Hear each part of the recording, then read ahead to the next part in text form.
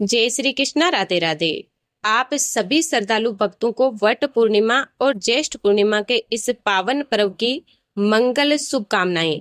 शास्त्रों में कहा गया है कि जो श्रद्धा और विश्वास के साथ वट पूर्णिमा का व्रत करता है, वट वृक्ष की पूजा करता है और इसकी पवित्र कथा सुनता है, उसके जीवन से अनेक कष्ट दूर होने लगते हैं। घर में सुख, शांति, समृद्धि और सौभाग्य का वास होता है और दाम्पत्य जीवन में प्रेम और विश्वास सदैव बना रहता है। लेकिन क्या आप जानते हैं कि इस व्रत की शुरुआत कैसे हुई? आखिर माता सावित्री ने कौन सा ऐसा अद्भुत तप और संकल्प किया था कि स्वयं यमराज को भी उनके सामने झुकना पड़ा? वह कौन सी दिव्य कथा है जिससे सुनने मात्र से पुण्य की प्राप्ति होती है? आइए श्रद्धा, विश्वास और भक्ति के साथ सुनते हैं पावन वट पूर्णिमा व्रत कथा। कथा आरंभ करने से पहले भगवान विष्णु, माता लक्ष्मी, वट वृक्ष और माता सावित्री का स्मरण अवश्य करें ताकि ये कथा आपके जीवन में भी सुख, समृद्धि और अखंड सौभाग्य का आशीर्वाद लेकर आए। आइए इस पुण्य तिथि पर कथा श्रवण के माध्यम से हम अपने जीवन को आध्यात्मिक ऊर्जा से भरे और श्रेष्ठ कर्मों का संकल्प ले। कथा से पहले आइए हम सब श्री हरि, माँ लक्ष्मी जी और चंद्र देवता से प्रार्थना करें। हे श्री हरि विष्णु, आप ही संपूर्ण सृष्टि के पालन करता है। आपके श्री चरणों में ही शांति, करुणा और मोक्ष का निवास है।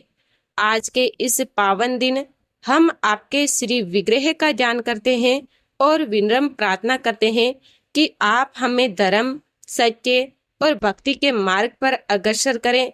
हमारे जीवन से अज्ञान, अहंकार और दुखों का नाश हो और आपकी कृपा से परिवार में सुख, स्वास्थ्य और समृद्धि बनी रहे। हे माँ लक्ष्मी, आप ही वैभव, सौभाग्य और शुद्ध प्रेम की अधिष्ठात्री देवी हैं। जिस घर में आपकी कृपा दृष्टि पड़ती है वहां दरिद्रता नहीं टिक सकती। आपकी कृपा से हम सभी के घरों में अखंड सौभाग्य का वास हो। स्त्रियों में सावित्री जैसी श्रद्धा और पतिव्रता धर्म की भावना जागे और हर मन में सेवा और समर्पण का दीप जले। हे चंद्रदेव, आप शीतलता, सौम्यता और मन की स्थिरता के प्रतीक हैं। आप ही की कलाओं से ये सृष्टि संचालित होती है। आज की पूर्णिमा के दिन आपके तेज से हम सबका चित्त शांत हो, कलह मिटे, मानसिक संतुलन प्राप्त हो और जीवन में चंद्रमा की तरह मधुरता और संतुलन बना रहे।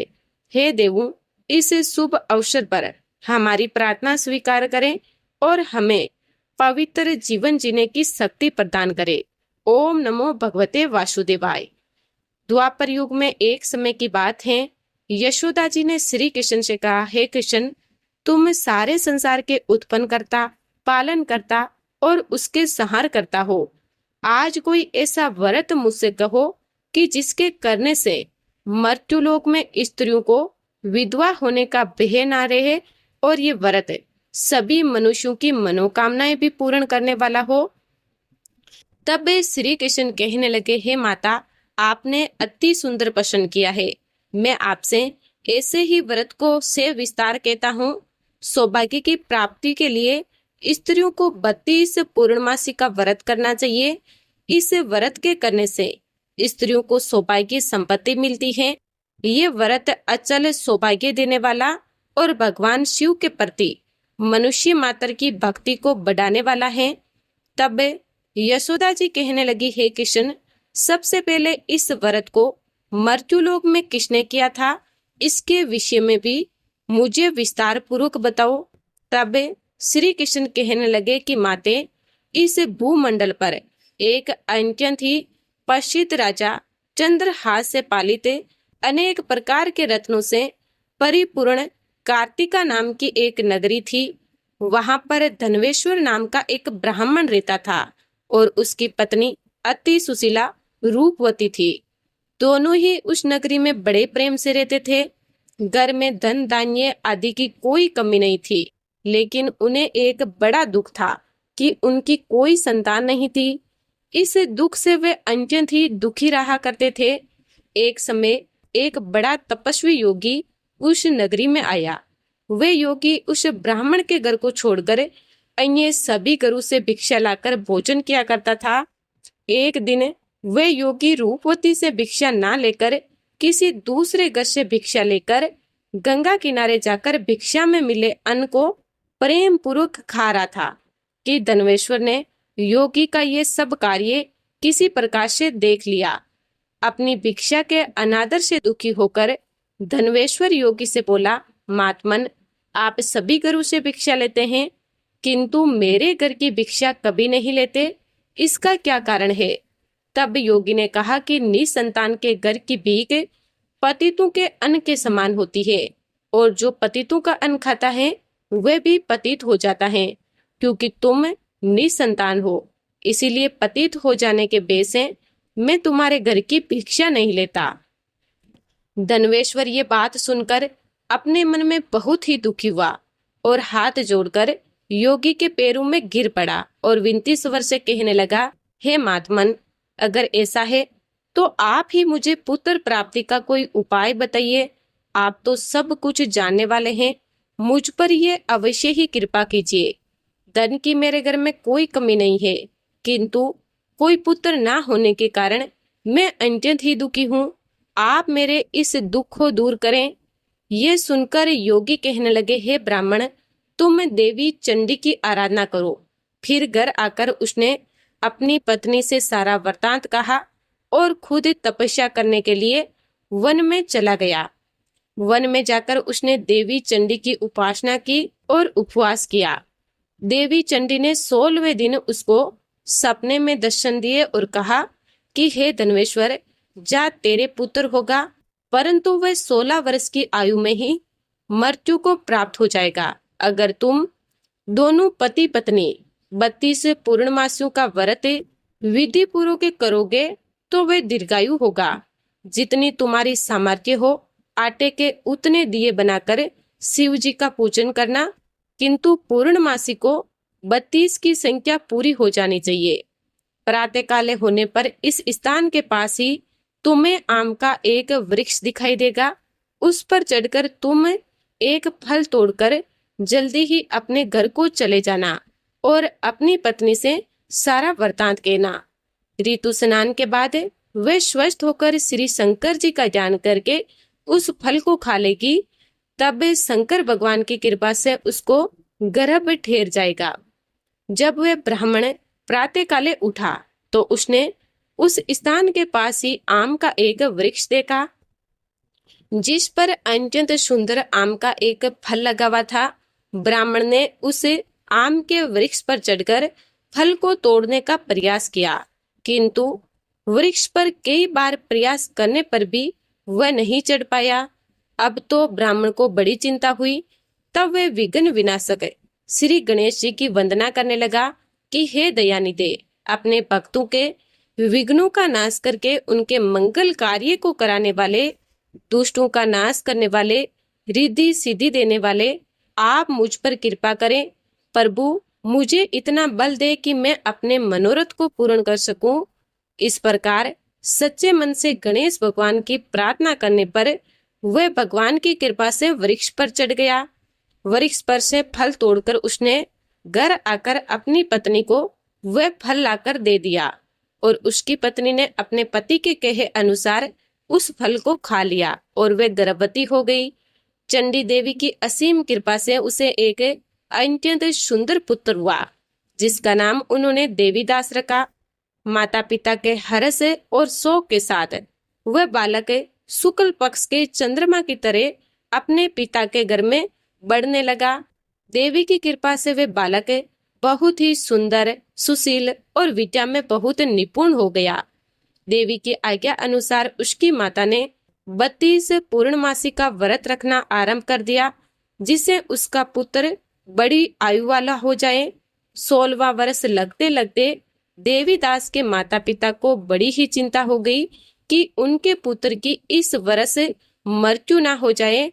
इसीलिए उन्होंने अपने मन में विचार किया कि अगर ये दुर्घटना उनके सामने हो गई तो वे कैसे सहन कर सकेंगे। इसीलिए उन्होंने देवीदास के मामा को बुलाया और कहा कि हमारी इच्छा है कि देवीदास 1 वर्ष तक काशी में जाकर विद्या अध्ययन करे और उसको तुम अकेला कभी नहीं छोड़ना। इसीलिए तुम साथ में जाओ और 1 वर्ष के बाद इसको वापस लौटा लाना। सारा प्रबंध करके उसके माता पिता ने काशी जाने के लिए देवीदास को एक एक घोड़े पर बिठाया और उसके मामा को उसके साथ भेज दिया। किंतु बालक के अल्प आयु होने की बात बालक को या उसके मामा को नहीं कही। धनवेश्वर ने अपनी पत्नी के साथ मिलकर अपने पुत्र की मंगल कामना और दीर्घायु के लिए देवी भगवती की आराधना और पूर्णमासी का व्रत आरंभ कर दिया। इस प्रकार बराबर 32 पूर्णमासी व्रत पूरा किया। कुछ समय बीतने के बाद एक दिन दोनों मामा और भांजे रास्ते में रात बिताने के लिए किसी ग्राम में ठहरे हुए थे। उस दिन उस गांव में एक ब्राह्मण की अत्यंत सुंदरी, सुशीला, विदुषी और गुणवती कन्या का विवाह होने वाला था, जिसे धर्मशाला के अंदर वर और उसकी बारात ठहरी हुई थी। उसी धर्मशाला में देवीदास और उसके मामा भी ठहरे हुए थे। संयोगवश कन्या को तेल आदि चढ़ाकर मंडप आदि का कार्य पूरा किया गया तो लगन के समय वर को धनुर्वात हो गया। वह हिलने, डुलने और चलने में बिल्कुल असमर्थ हो गया। तब वर के पिता ने अपने परिवारजनों से परामर्श करके निश्चय किया कि ये देवीदास मेरे पुत्र जैसा ही सुंदर है। मैं इसके साथ ही लगन करा दूं और बाद में विवाह के सभी कार्य मेरे पुत्र के साथ हो जाएंगे। ऐसा सोचकर देवीदास के मामा से जाकर वे बोला कि तुम थोड़ी देर के लिए अपने भांजे को हमें दे दो, जिसे विवाह के लगन का सारा कार्य सुचारू रूप से हो सके। तब उसका मामा कहने लगा कि जो कुछ भी मधु परक आदि कन्यादान के समय वर को मिले वे सब हमें दे दिया जाए तो मेरा भांजा इस बारात का दूल्हा बन जाएगा। ये बात वर के पिता ने स्वीकार कर ली और तब मामा ने अपना भांजा वर बनने को भेज दिया। उसके साथ विवाह के सभी कार्य रात में विधि पूर्वक संपन्न हो गए। पत्नी के साथ वे भोजन नहीं कर सका। दुखी मन से वे सोचने लगा कि न जाने ये कैसी स्त्री होगी। वे एकांत में इसी सोच में पड़ा हुआ था कि उसकी आंखों में आंसू आ गए। तब उसकी पत्नी ने पूछा कि क्या बात है, आप इतने उदासीन और दुखी क्यों हो रहे हैं। तब उसने वह सारी बातें जो वर के पिता और उसके मामा के बीच में हुई थी वधु को बता दी। तब वह वधु कहने लगी कि यह ब्रह्म विवाह के विपरीत कैसे हो सकता है। देव, ब्राह्मण और अग्नि के सामने मैंने आपको ही अपना पति बनाया है, इसलिए आप ही मेरे पति हैं। मैं आपकी ही पत्नी रहूंगी, किसी अन्य की बिल्कुल नहीं। तब देवीदास ने कहा कि ऐसा मत करो, क्योंकि मेरी आयु बहुत थोड़ी है। मेरे मरने के बाद तुम्हारी क्या गति होगी, इस बात को अच्छी तरह सोच लो।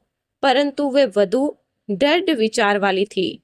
बोली कि जो आपकी गति होगी वही मेरी भी होगी। हे स्वामी, आप उठिए और भोजन कीजिए, आप निश्चय ही भूखे होंगे।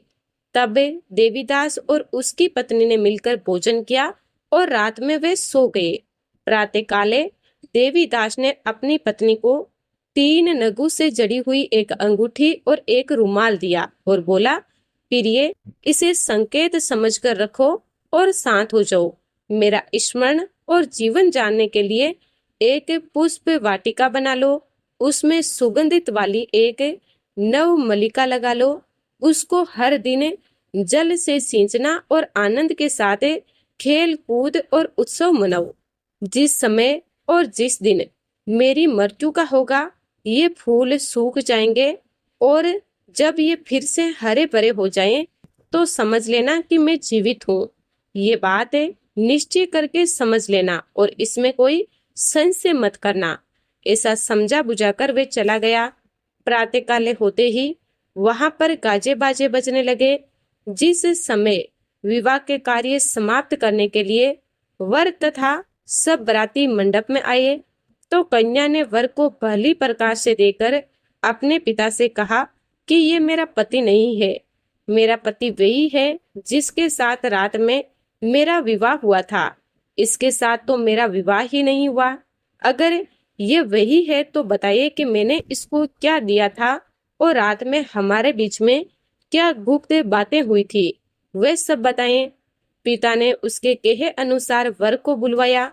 कन्या की सारी बातें सुनकर वे कहने लगा कि मैं कुछ नहीं जानता।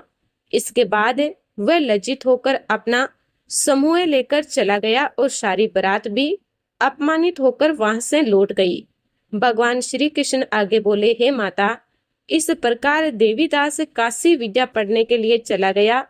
जब कुछ समय बीत गया तो काल से प्रेरित होकर एक सांप रात के समय उसको डसने के लिए वहां पर आया।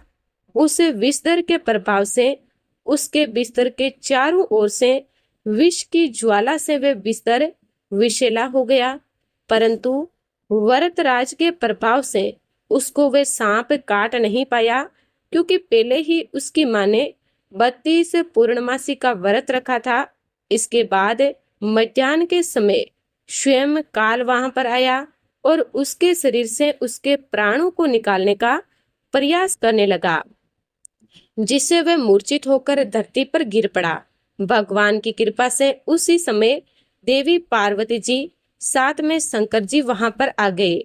उसको मूर्छित दशा में देखकर देवी पार्वती ने भगवान से प्रार्थना की कि हे प्रभु, इस बालक की माता ने 32 पूर्णमासी का व्रत किया था, जिसके प्रभाव से हे भगवान अब आप इसको प्राणदान दे दीजिए। देवी के कहने पर भक्त वत्सल भगवान ने उस बालक को प्राणदान दे दिया। इस व्रत के प्रभाव से काल को भी पीछे हटना पड़ा और देवीदास स्वस्थ होकर बैठ गया। उधर उसकी पत्नी उसके काल की प्रतीक्षा किया करती थी। एक दिन उसने देखा कि उस पुष्प वाटिका में फूल पत्ते कुछ भी नहीं रहे, सब कुछ सूखकर नष्ट हो गए। तो उसे बड़ा आश्चर्य हुआ, किंतु कुछ ही क्षण में वह सब वाटिका पहले की तरह हरी भरी हो गई। तब वह समझ गई कि उसके पति पुनर्जीवित हो गए हैं। ये देखकर वह बहुत ही प्रसन्न होकर अपने पिता से कहने लगी कि पिताजी, मेरे पति जीवित हैं, आप उनको ढूंढिए। जब 16वां वर्ष बीत गया तो देवीदास भी अपने मामा के साथ काशी से वापस आने अपने घर के लिए चल पड़ा। इधर उसके ससुर उसको ढूंढने के लिए घर से जाने ही वाले थे कि वे दोनों मामा भांजे वहीं पर आ गए। उसको आया देखकर उसका ससुर बड़ी ही प्रसन्नता के साथ उसे अपने घर में ले गया। उस समय नगर के निवासी भी वहां पर इकट्ठे हो गए और फिर सबने निश्चय किया कि अवश्य ही इस बालक के साथ इसी कन्या का विवाह हुआ था। उस बालक को जब कन्या ने देखा तो पहचान लिया और कहा कि ये तो वही है जो संकेत करके गए थे।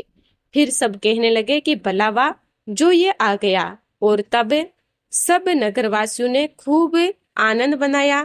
कुछ दिन के बाद देवीदास अपनी पत्नी और अपने मामा के साथ अपने ससुर के घर से बहुत सारा उपहार लेकर अपने घर की ओर चल पड़ा। तब वह अपने नगर के निकट गया तो कई लोगों ने उसे देखकर उसके माता पिता को पहले ही जाकर सूचना दे दी कि तुम्हारा पुत्र देवीदास अपनी पत्नी और मामा के साथ आ रहा है। ऐसा सुनकर पहले तो उन्हें विश्वास ही नहीं हुआ, किंतु जब और लोगों ने भी आकर उनकी बात का समर्थन किया तब उन्हें बड़ा आश्चर्य हुआ। इतने में ही देवीदास भी अपने घर पहुंच गया और देवीदास ने अपने माता पिता के चरणों में सिर रखकर प्रणाम किया और उसकी पत्नी ने भी अपने सास ससुर के चरणों को स्पर्श किया। तो माता पिता ने अपने पुत्र और पुत्र वधू को अपने हृदय से लगा लिया और सबकी आंखों से प्रेम के आंसू बहने लगे। अपने पुत्र और पुत्र वधू के आने की खुशी में धनवेश्वर ने बड़ा भारी उत्सव किया और ब्राह्मणों को भी बहुत सी दान दक्षिणा देकर प्रसन्न किया। भगवान श्री कृष्ण कहने लगे, माते, इस प्रकार धनवेश्वर 32 पूर्णमासी के व्रत के प्रभाव से पुत्रवान हो गया। जो भी स्त्रियां इस व्रत को करती हैं, वे जन्म जन्मांतर में भी वैद्य का दुख नहीं भोगती और सदैव सौभाग्यवती रहती है। ये मेरा वचन है। इसमें कोई संदेह नहीं है। ये व्रत पुत्र पौत्रों को देने वाला तथा संपूर्ण मनोकामनाओं को पूर्ण करने वाला है। 32 पूर्णमासी व्रत करने से व्रती की सारी इच्छाएं भगवान की कृपा से पूर्ण हो जाती हैं। महाभारत एक ऐसा ग्रंथ है जिसमें अनेकों पौराणिक धार्मिक कथा कहानियों का संग्रह है। ऐसी ही एक कहानी है सावित्री और सत्यवान की, जिसका सबसे पहले वर्णन महाभारत के वन पर्व में मिलता है। जब वे वन में गए युधिष्ठिर जी मार्कंडेय मुनि से पूछते हैं कि हे मुनिवर, क्या कोई अन्य नारी भी द्रौपदी की तरह पतिव्रता हुई है, जो पैदा तो राजकुल में हुई हो, लेकिन पतिव्रत धर्म निभाने के लिए जंगल जंगल में भटकी हो? तब मार्कंडेय मुनि ने युधिष्ठिर को बताया कि पहले भी सावित्री नाम की एक नारी इससे भी कठिन पतिव्रत धर्म का पालन कर चुकी है। और फिर मार्कंडेय मुनि युधिष्ठिर महाराज को ये कथा सुनाते हैं कि मर्द देश के अश्वपति नाम का एक बहुत ही बड़ा धार्मिक राजा था, जिसकी पुत्री का नाम सावित्री था। सावित्री जब विवाह योग्य हो गई, तब महाराज उसके विवाह के लिए बहुत ही चिंतित होने लगे। एक दिन उन्होंने अपनी पुत्री सावित्री से कहा कि बेटी, अब तू विवाह के योग्य हो गई है, इसीलिए स्वयं ही अपने योग्य वर चुनकर उसे विवाह कर ले। धर्म शास्त्र में ऐसी आज्ञा है कि विवाह के योग्य हो जाने पर जो पिता कन्यादान नहीं करता वह पिता निंदनीय होता है। तब अपने पिता की आज्ञा मानकर सावित्री शीघ्र ही वर की खोज करने के लिए चलती है। वह राशि के रमणीय तपोवन में गई। कुछ दिनों तक वह वर की तलाश में घूमती रही। एक दिन मर्दराज अश्वपति अपनी सभा में बैठे हुए देवर्षि नारद से बात कर रहे थे। उसी समय मंत्रियों के सहित सावित्री देवी वापस लौटी। तब राजा की सभा में नारद जी भी उपस्थित थे। नारद जी ने जब राजकुमारी के बारे में राजा से पूछा तो राजा ने बताया कि वे तो अपने वर की तलाश में गई है। इतनी ही देर में राजकुमारी राज दरबार में पहुंच गई और तब राजा ने उनसे वर के चुनाव के बारे में पूछा। तब उन्होंने बताया कि उन्होंने शाल्व देश के राजा के पुत्र जो जंगल में पले बड़े हैं, उन्हें पति के रूप में स्वीकार कर लिया है और उनका नाम सत्यवान है। देवर्षि नारद ने सारा वृतांत सुना। तब उन्होंने राजा से कहा कि हे राजन, ये तो बड़े ही दुख की बात है, क्योंकि इस वर में एक दोष है। तब राजा ने पूछा कि वे दोष क्या है। देवर्षि नारद ने बताया कि जो वर सावित्री ने चुना है उसकी आयु कम है, वह सिर्फ 1 वर्ष के बाद ही मरने वाला है और उसके बाद वह अपना देह त्याग देगा। तब राजा ने सावित्री से कोई और वर चुनने के लिए कहा, किंतु सावित्री ने कहा कि पिताजी, कन्यादान एक ही बार किया जाता है, जिसे मैंने एक बार वरण कर लिया, अब मैं उसी से विवाह करूंगी और आप मेरा कन्यादान कर दे। इसके बाद सावित्री के द्वारा चुने हुए वर सत्यवान से धूमधाम और पूरे विधि विधान से विवाह करवा दिया गया। सत्यवान और सावित्री के विवाह को कुछ समय बीता। अब धीरे धीरे वे भी दिन नजदीक आने लगा। जब सत्यवान मरने वाला था, सावित्री एक एक दिन गिनती रहती थी। उसके दिल में नारद जी का वचन सदा ही बना रहता। जब सत्यवान की मृत्यु को केवल 4 ही दिन बचे, तब उस दिन सावित्री ने व्रत धारण किया और जब सत्यवान जंगल में लकड़ियां काटने के लिए जाने लगा, तब सावित्री ने उसे कहा कि मैं भी साथ चलूंगी। तब सत्यवान ने सावित्री से कहा कि तुम व्रत के कारण कमजोर हो रही हो और जंगल का रास्ता बहुत ही कठिन है और परेशानियों से भरा है, इसीलिए यहीं रुको। लेकिन सावित्री नहीं मानी। उसने जिद पकड़ ली और सत्यवान के साथ जंगल की ओर चल दी। इधर जंगल में सत्यवान जब लकड़ियां काटने लगा, तब अचानक उसकी तबीयत बिगड़ने लगी और वह सावित्री से बोला कि मैं स्वस्थ महसूस नहीं कर रहा हूँ। सावित्री, मुझे यहाँ बैठने की हिम्मत भी नहीं है।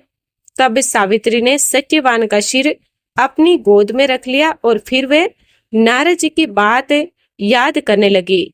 समय का विचार करने लगी। इतने में ही उसे वहां एक बहुत भयानक पुरुष दिखाई दिया, जिसके हाथ में पास था और वे भैंसे पर विराजमान था। वे साक्षात यमराज थे। उन्होंने सावित्री से कहा कि तू पतिव्रता स्त्री है, इसीलिए मैं तुझसे बात करूंगा। सावित्री ने कहा, आप कौन है? तब यमराज ने कहा, मैं यमराज हूँ। और इसके बाद यमराज सत्यवान के शरीर में से प्राण निकालकर उसे पास में बांधकर दक्षिण दिशा की तरफ चल दिए। सावित्री कहने लगी, हे यमराज, मेरे पतिदेव को जहां भी ले जाया जाएगा मैं भी वहां वहां जाऊंगी। तब यमराज ने उसे समझाते हुए कहा कि हे सावित्री, मैं तुम्हारे पति के प्राण नहीं लौटा सकता, इसीलिए तुम मनचाहा वर मांग लो। सावित्री ने पहले वर में अपने ससुर की आंखें मांग ली। यमराज ने कहा, तथास्तु। वर मांगने के बाद वे फिर पीछे पीछे चलने लगी। तब यमराज ने उसे फिर समझाया और वर मांगने को कहा कि कोई दूसरा वर मांगो। अब दूसरे वर में सावित्री ने अपने ससुर का खोया हुआ राज्य वापस मांगा। उसके बाद फिर वे पीछे पीछे चलने लगी। तीसरा वर मांगा कि मेरे पिता के कोई पुत्र नहीं है, उनके 100 पुत्र हो जाए। यमराज ने फिर कहा, सावित्री, तुम वापस लौट जाओ, मुझसे कोई और वर मांग लो, लेकिन मेरे पीछे पीछे मत आओ। तब सावित्री ने कहा कि हे यम देवता, मुझे सत्यवान से 100 यशस्वी पुत्र हो, ऐसा वरदान मुझे दीजिए। यमराज ने कहा, तथास्तु।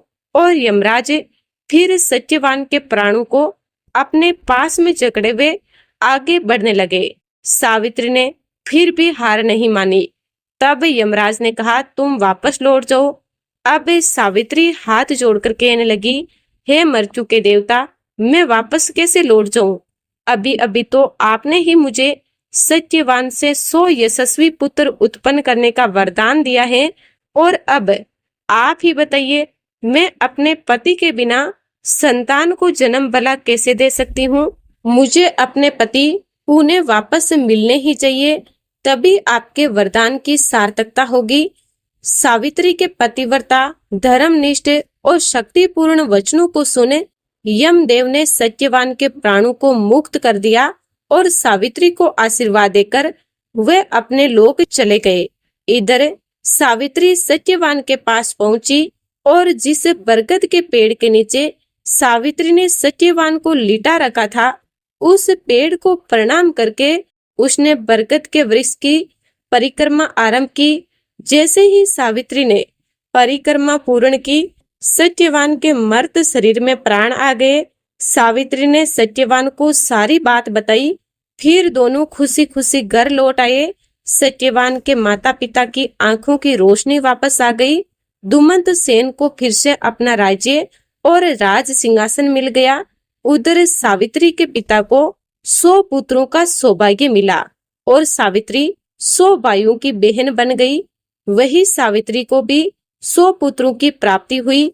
इस प्रकार से सावित्री ने अपने कुल और पिता के कुल दोनों का ही कल्याण किया और इस तरह सावित्री के इस पतिव्रत धर्म के पालन की प्रशंसा सभी दिशाओं में फैलने लगी और तभी से वट सावित्री व्रत रखा जाने लगा।